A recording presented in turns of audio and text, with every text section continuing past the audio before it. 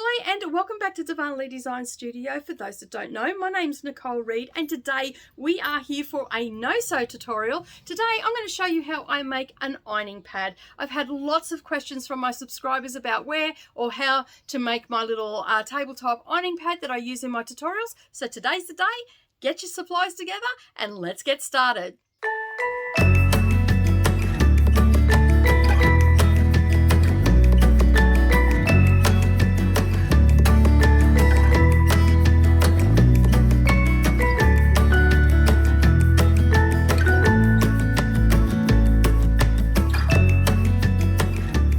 Right, so I've had lots and lots of questions from my subscribers on where I got this or how to make this little ironing pad. And as you can see, it gets a fair amount of abuse. And I will say that this project is a fat quarter friendly project. So you know those fat quarter bundles that you get and we love them all, but there's always just that one print that we just don't love. Well, this project is perfect for that. So I'm going to show you how I do this, and that little one I originally made to take away on retreats, but it works perfect for here on the channel. All right, so I've got my supplies. Now I'm going to talk about a couple of things. I am using a piece of timber here and it is about 14 by 11 inches. You can make it to whatever size you want. It doesn't have to be this size, but this is a good size for me to use while I'm filming because it doesn't take up much room. And I had a little bit more of a think about it. This particular one here, you can see it's just wrapped up and I've not done anything to the bottom. And it doesn't scratch or anything like that, but I can't put my rulers anywhere. So I had a bit more of a think about it. And I thought, you know what? I'm going to put some feet on it so I can just slide my rulers under, because when I'm filming, they get in the way and I'm all forever trying to figure out where to put them because I'm limited to the space that I've got here. So once you've got your piece of wood, you can use something like this, which is an offcut from a kitchen bench when we were making my daughter's little art studio. We just got a little shack out the back and it had no benches in it, so they put some benches in it, and we got this from Bunnings, but you can pick it up anywhere. You can also use like your melamine board, which is a little bit thinner, and you could probably use a little bit of ply board, which is usually between, I think you can get 3 mil. That'd probably be a little bit too thin. So go a 5 millimeter, which is around 1/4 inch, okay, give or take. But I'm just going to use this offcut.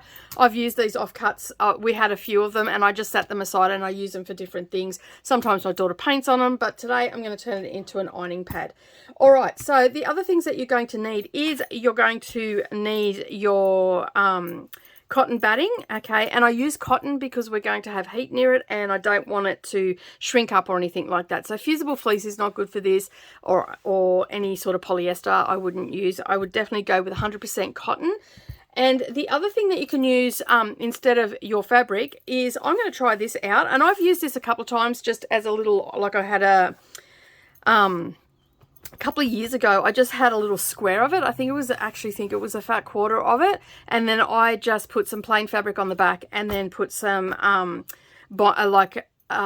cotton wadding in the center and a binding. And I used to just take that to when I was going away, or if I needed to do some ironing and I was in a motel, I'd take that with me. Okay, and this is ironing board cover material. I haven't used it for any of my ironing pads, and I don't know why. I've had it sitting there for ages, so I thought what I'll do is I'll use this time and make it a little bit more professional, as they say. All right, so you're probably going to need an iron as well to iron out any creases that you have in your fabrics or anything like that. And the best thing that I can suggest that you use, if you've got the go and raid your husband's tool shed or toolbox and see if he has a electric stapler. If he doesn't, you can just use packing tape, and I would use like a fabric based packing tape. So it's usually silver or black in color, and it has like fiber in it, if you can't get hold of that. But these are relatively cheap. I picked this one up from Bunnings, I believe we got this one from, and it was only $30. So, and I use it all the time, and it's an electric one. It's got a safety switch on it, but do not use it with kids around. They are so tempted to pull the trigger on it, and I would hate for anyone to get hurt. So this is definitely a project that you do without your children.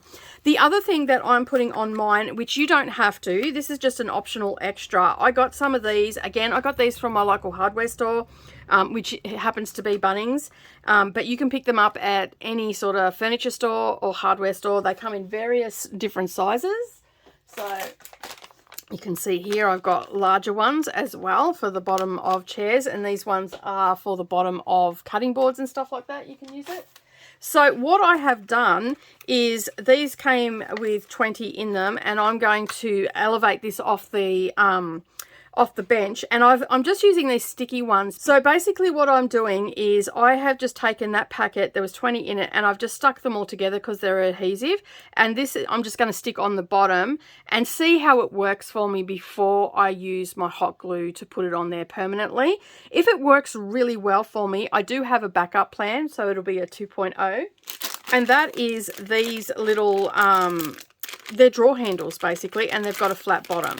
So I'm going to see how it works. If it works for me having it at that height, then I'm going to use those little feet, but that is another, when I go to do it, I'll show you how to do that as well. So it'll be hanging around the studio with these on it for a little while to see how they go. But this is a cheap and quick way. These were only $2, I believe. They were on special at the time, only $2. So that worked out pretty good. Whereas these were, I think these were $2.50 each. So it's a little bit more expensive, and you need an electric drill for that as well.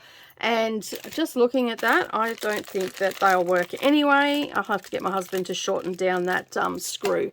So yeah, that's a project for another day. All right, so basically this is super simple. Turn on your, grab your packing tape, or turn on your, what is it called? Stapler. And all we're going to do is we're going to lay our two pieces of wadding down first, and we're going to do one piece at a time. Okay, and just lay that down. You can see all of that. That's good. And basically all you're going to do is center your board.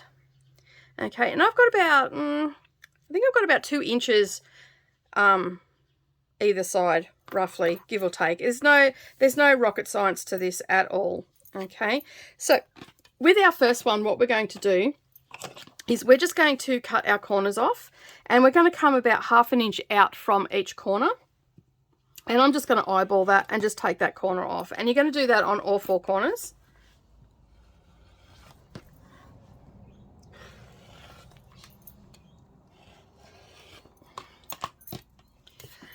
Next, we're going to bring up this piece here, and then make sure that our stapler is working. Helps if you turn it on, Nicole. There we go. All right, it does have a bit of kick to it, okay, and I am just going to come to the other side, and I'm going to give that a really good stretch. Okay, now remember, your wadding is a little bit stretchy, don't get too carried away. And I'm just going to put one in the center there, okay, and then what I'm going to do is I'm just going to pop this corner in. So I'm just going to run that around the edge, and I'm going to put a little bit of pressure on that. I'll bring it up so you can see. So I'm just going to pop a little bit of pressure on that. So it's just wrapping around, and you want to keep your fingers out of the way, and you're just going to put a staple in there. Sorry about the noise. And you'll do the same on the other side.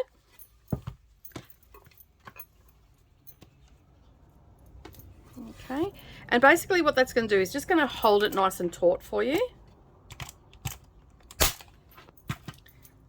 Okay, and then we'll do the same on the bottom end. And this is pretty much all I do to make my my ironing pads.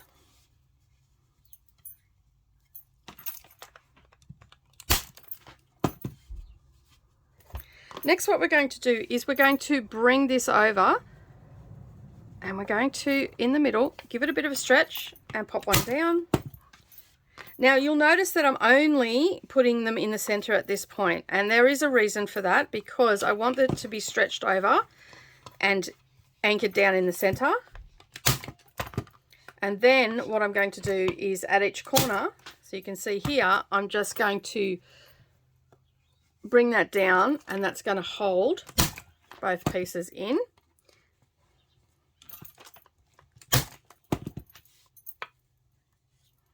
Now, yes, you can do 2 at a time, but I find that it's easier to do 1 at a time.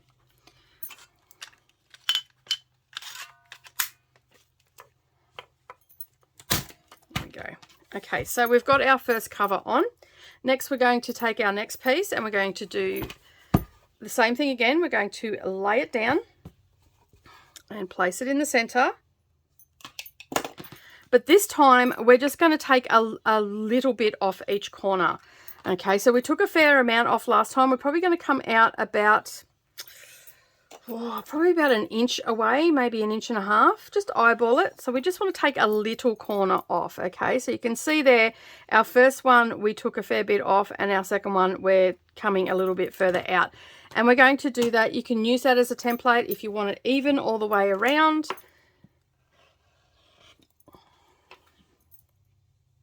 Just give it an idea. It doesn't have to be precise. It's just so we can wrap it around. Okay, and we're going to do exactly the same thing. We're going to start with our centerpiece, and I'm just going to bring that up a little bit. Okay, and you can see that it's come in a little way, so our staples are not going to be on top of one another. Bring our other side down. Okay, and now we're going to do exactly the same thing as last time. So you can see this time it's actually going to be covering up that opening that we still had, so there's no exposed wood. So roll your finger along the top, bring that down, and then bring our corner in, and I'll show you from the top. So bring it down and then bring that corner in, okay? And we're going to pop a staple right there and right there. We'll need two on this one. Okay, again, from the top, and then hold that into place and then bring it over. Okay, and again, two in place for that.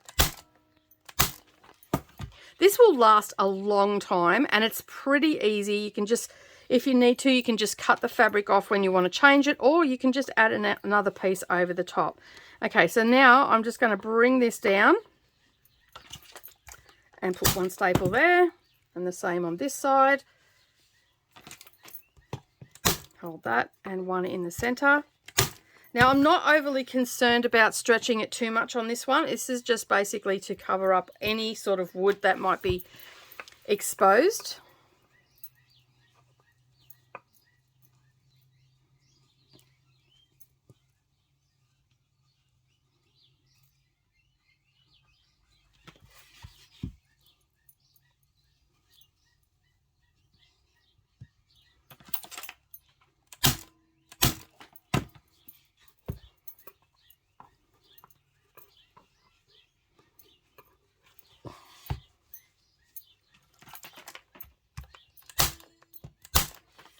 All right, now we roll this over, and you can see there that all our wood is now covered up.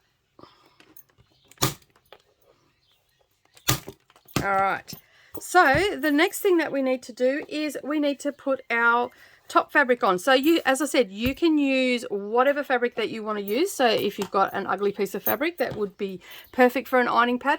I mean, no fabric's really ugly, but you know, the ones that we don't like as much as the other ones, grab that and basically put that on. Get any creases out of it first so you get a nice coverage on it. And I'm just going to grab my iron. Okay, so now what we're going to do is we're going to put our top fabric on, and I've just pressed that off camera, got rid of all those creases, but you can see I've had this for such a long time that I just can't even get rid of that crease, so that's fine. But what we're going to do, and this piece here is a lot bigger, so for my piece, which was 14 by almost 11 inches, I have cut a an 18 by 20 inch because I've got a rectangle. And what I'm going to do is I'm going to turn it to the wrong side facing up, and then I'm just going to place this in the center. Now we're only going to take a small amount off the corners, okay, like we did with our second piece of wadding. So we only want a little bit, so you can use that little triangle as a template, okay, to take off a piece. And the reason is because I want it to come in and cover up all of this wadding as well. So I'm trying to make it nice and neat. Okay, so you can see here that it's going to come in, and you just want to check that you're in the right place. And I can see that it probably could have been a little bit bigger, or I've overstretched, but we're going to pull this a little bit tighter anyway. So Don't stress too much if you can see wadding. I mean, no one's going to see it. It's underneath. But just play around with the placement and see how you go. All right.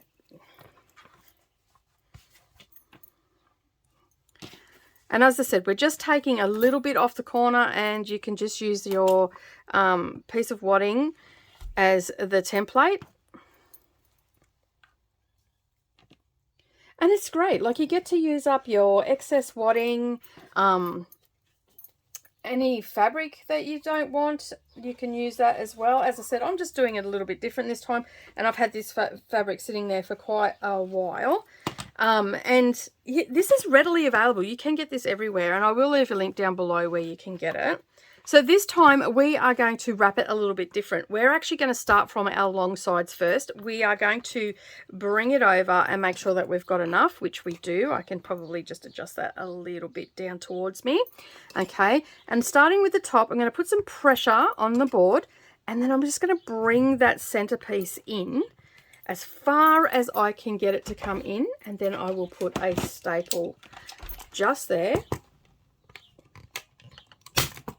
Okay, and then I'm going to do the same with this end.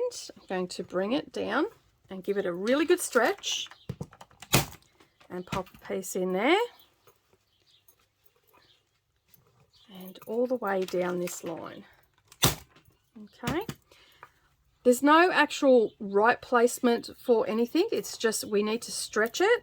Okay, but we want to put pressure on the board because we don't want to stretch it and then not have enough on this side. Okay, so we just want to put pressure on the board and hold it in place and stretch that. Okay, all right, then we're going to turn it around and do the same for the other side. I love no-sew projects.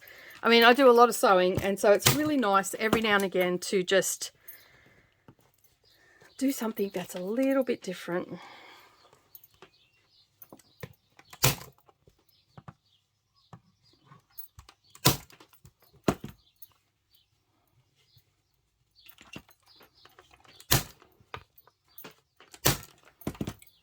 All right, so now what we're going to do is we're going to neaten up our ends. So we're just going to pop that down.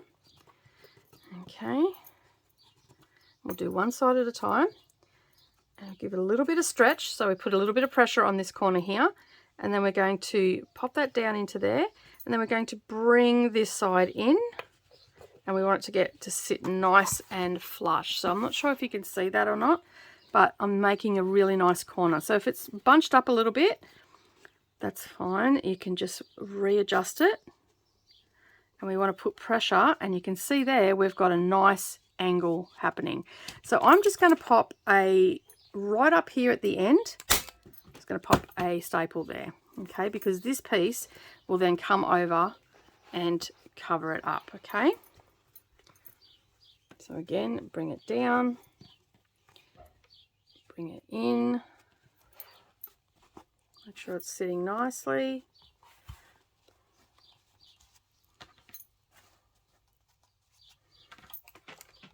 And just put staple in. All right, so now what we're going to do, and as I said, we may not get it to come all the way across, but that's okay. All right, so we're just going to bring that in as far as we can.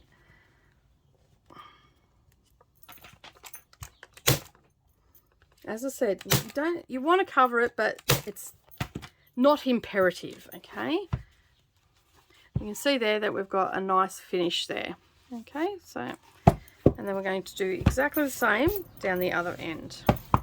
Okay, all right, so that is now in place. So you can see there that I've got a nice ironing pad, and it's going to work perfectly for me, and it's nice and smooth, and I've managed to stretch most of that crease out.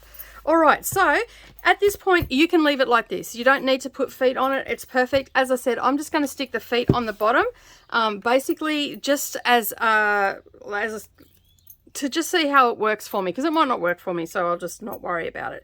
So basically I'm just going to eyeball the middle, and these are all the same height as well. And then I'm just going to take the sticky bit off,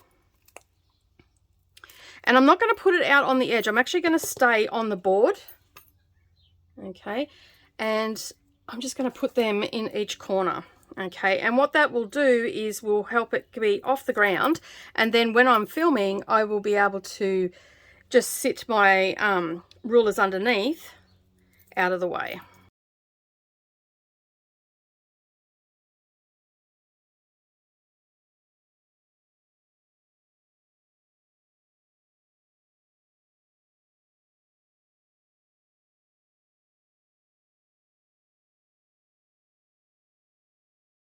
Okay, so I have finished making my, and you can see that those feet are working really well on it. I thought I would just do a different angle because you couldn't really see.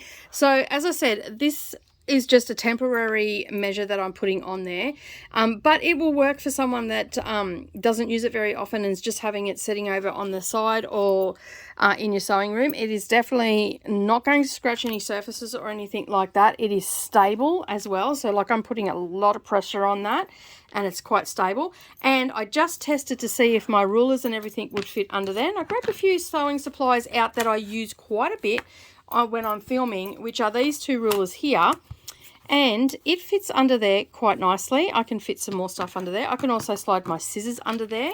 I can also slide my pen or pencil out of the way, and I can sit my rotary cutter there. So when I set up for sewing now, it's going to make it so much easier, and I'm not going to have to worry about where I'm placing everything, because as you've seen on my tutorials, I only have limited space. So that is how I make my ironing pads. It's very similar to the one that you've seen on camera for a long time, and it's nice to have some of this fabric to be able to use this fabric in a nice clean ironing pad. But I will say, as I was making this, and I don't know whether you would have seen that on camera or not, as I was making it, I placed something in the wrong place, and this fabric is very easy to get off. So, and pinching pliers will remove the staples as well, okay? So you're not going to have to necessarily replace your cotton batting underneath it. It's just going to be this top fabric that's going to get grubby, like you've seen with my orange one. So you can actually rip the fabric off, and cotton fabric will be the same because I've done it.